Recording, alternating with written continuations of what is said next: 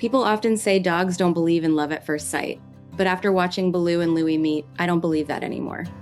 The very first time they saw each other at the dog park, there was no hesitation, no cautious sniffing. The moment they locked eyes, they sprinted straight toward each other like they'd been searching for one another their whole lives. Do you guys want to go to the park? Do you want to go on a walk?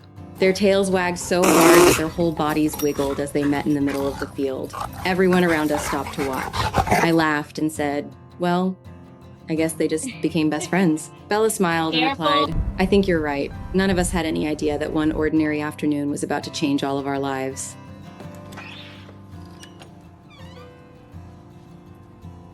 Baloo had always been a friendly dog, but after greeting a few dogs, he'd usually wander off and do his own thing. Louie was the complete opposite. He bounced through life like every day was the greatest day ever, running up to everyone with pure excitement. They couldn't have been more different, yet somehow they were the perfect match.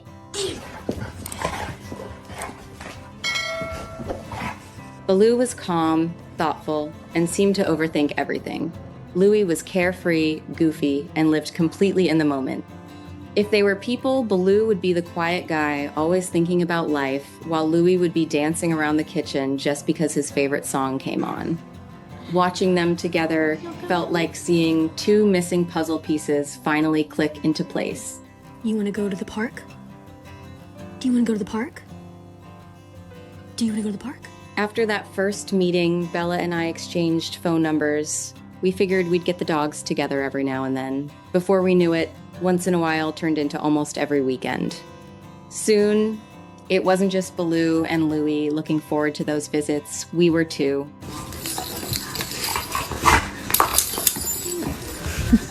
One day, Bella laughed and said, I swear they picked us. Honestly, I think she was right. Some friendships just happen naturally, and ours began because two dogs refused to let their humans stay strangers. Oh, you can kiss him. Every visit followed the exact same routine. The moment Baloo realized we were going to see Louie, he'd start whining with excitement in the back seat. As soon as Louie heard our car pull into the driveway, he'd race to the front door. The second it opened, they were running toward each other again, like they hadn't seen each other in months instead of just a week. Huh? No, don't make that face. You can't come. They loved hiking together, chasing sticks, splashing through streams, and wrestling until they were completely worn out. But honestly, those adventures weren't even their favorite part.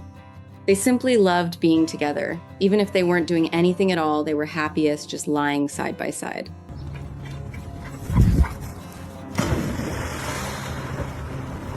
Whenever it was time to rest, they always had to be touching.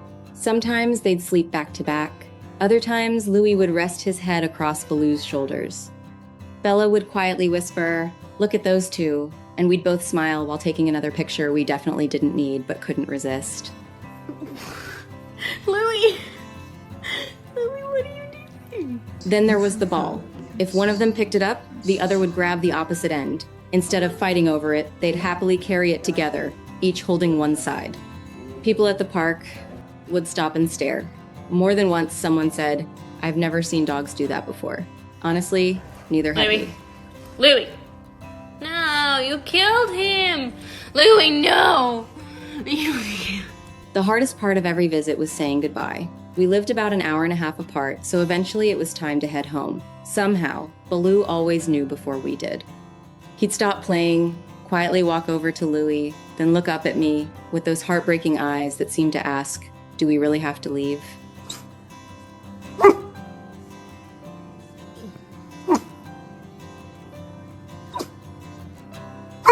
I'd kneel beside him, rub his head, and quietly say, I know, buddy.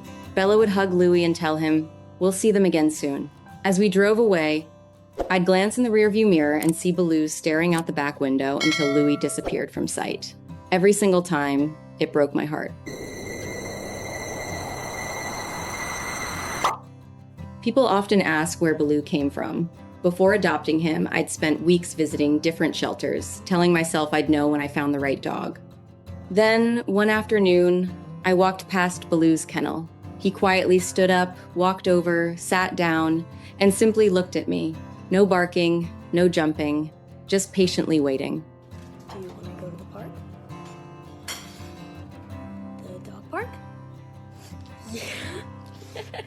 You go to the dog park? One of the volunteers smiled and asked, "Would you like to meet him?" The moment Baloo gently leaned against my legs, I knew. I remember thinking, there you are. I wasn't looking for the smartest dog or the most impressive one. I was simply hoping to find my best friend, and somehow it felt like he'd been waiting for me too. What? Why are you complaining?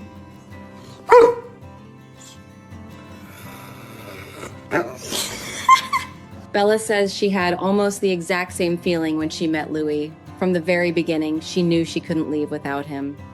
Looking back now, it's funny how Baloo is so much like me, while Louie is just like Bella. Without even trying, we somehow ended up with dogs that matched our personalities perfectly.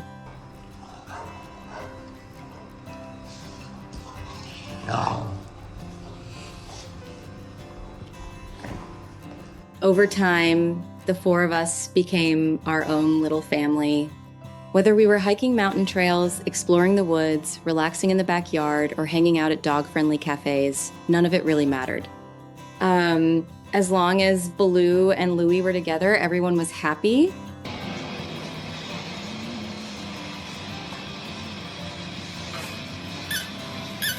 Those two dogs taught me something simple but powerful. They don't care about differences. They don't overthink friendships or judge each other.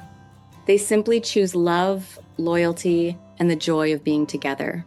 Maybe life would be a little easier if the rest of us learned to do the same.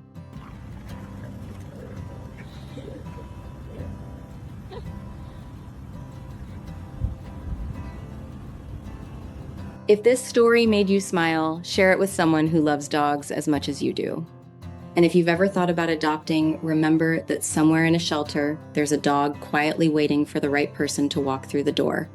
Sometimes the greatest friendships begin with one unexpected meeting and last a lifetime. Let's take a look around this apartment. I take it to myself when I'm waiting in your family, so I'll take $100.